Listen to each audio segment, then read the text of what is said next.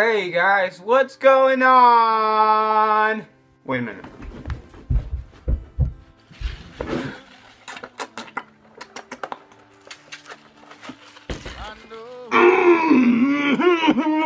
Alright guys, welcome to a new video. In tonight's video, I thought I would yell at inanimate objects because, you know, I'm not PewDiePie, so don't expect quality content. Okay, I wanted to take one or two more calls. I know that I don't want to keep the pastor waiting too much longer. Michelle, you're in Dublin. Go ahead, you're live on Classic Hits 4FM. Sorry, not Michelle. Morris, is it? Yeah, Morris. How you doing, Niall? Yeah, how you doing, Morris? What do you want to say? Not too bad. Yeah, I was just listening to the pastor there, and basically being an Irishman and being an ex-army man. Good evening to you, pastor. Good evening. Yeah. I was just wondering about what your opinion was of all the brave American ladies who are serving in Afghanistan and Iraq and who are providing the very freedom that you live under. You know, would you condemn those women in the American Defense Forces? You know what? I think it's really funny that you think that people in Afghanistan and Iraq are defending my freedom right now, because they're not defending my freedom, and I don't really care less what happens in Afghanistan and Iraq. That's on the other side of the world. That has nothing to do with us. That's the American empire for gold and oil and opium and everything else. That has nothing to do with defending our freedom. Our freedom is just fine in America. Basically, and those women need to go home and stay home and do what they're supposed to do as wives and mothers, and they shouldn't be out there as troops. And nobody in Afghanistan is defending my freedom, I'll tell you right now. They're fighting for the empire. That's all they're doing. No, well, basically... They're not even fighting for America. They're fighting for NATO. They're fighting for the United Nations and NATO. It's not even for our country. But basically when... Probably Irish troops there as well. Well, maybe no. Well, the Irish troops have a great record of peacekeeping in the Lebanon. But what I'd say to you is when terrorism came to America on 9/11, the amount of women that volunteered to go and fight for their country and their freedom against Al-Qaeda.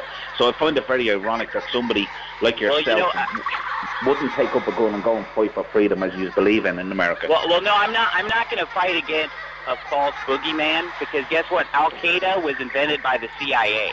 The CIA is the one who started. Look up the history of Al-Qaeda.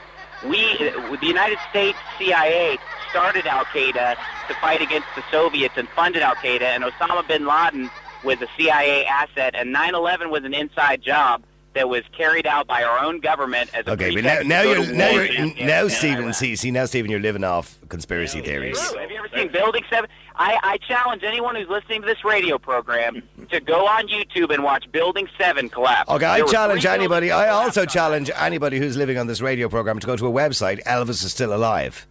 Exactly. Now we go. Well, you know, that's baloney, but go look at Building 7 collapse and tell me that Building 7 collapsing is normal. This is in relation to what they said it was a planned demolition, you're saying, yeah. Yeah. No, on 9/11, everybody thinks that 2 buildings fell. There were 3 buildings that fell on 9/11. One of them was not even hit by a plane. It's called Building 7. Look it up. It didn't even get hit by a plane, and a giant skyscraper collapsed for no reason. Okay, but the American government will have us believe that the reason that was taken down was because of the damage that was done to the building by the collapse of the other 2. Exactly. Yeah, well, that's what they want us to believe, so that the military-industrial complex can go make billions of dollars over in the Middle East. Yeah, you're listening to the landlord, Mr. Silverstein, who used the term "they pulled the building." Niall, sorry. Okay, sorry, I don't want to move away from that. That's a complete everything else. I don't like you! Cops are horrible!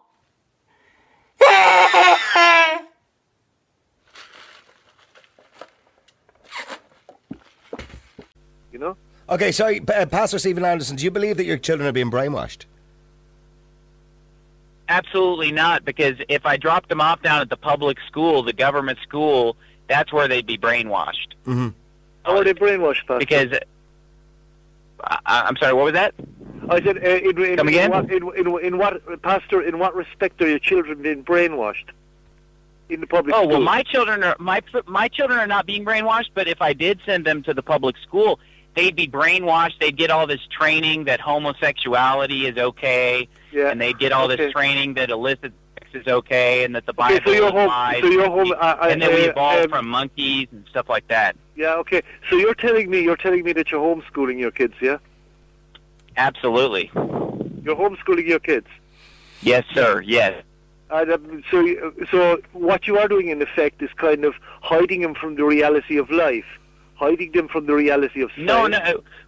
So basically, are you saying that I have to drop them off at a government institution for 8 hours a day, or I'm hiding them from life?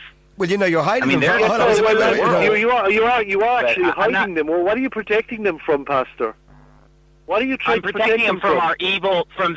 From the evil government, our evil United States government that wants to brainwash them. Yeah. You better shut up, you no good butt! You don't have to people like that! Why isn't there a simple HD camera positioned on the moon showing a selfie of planet Earth spinning in real time for all to see after nearly 50 years? Ask your congressman to answer, as God is his or her witness, if we truly went to the moon. See if you get that deer in the headlights look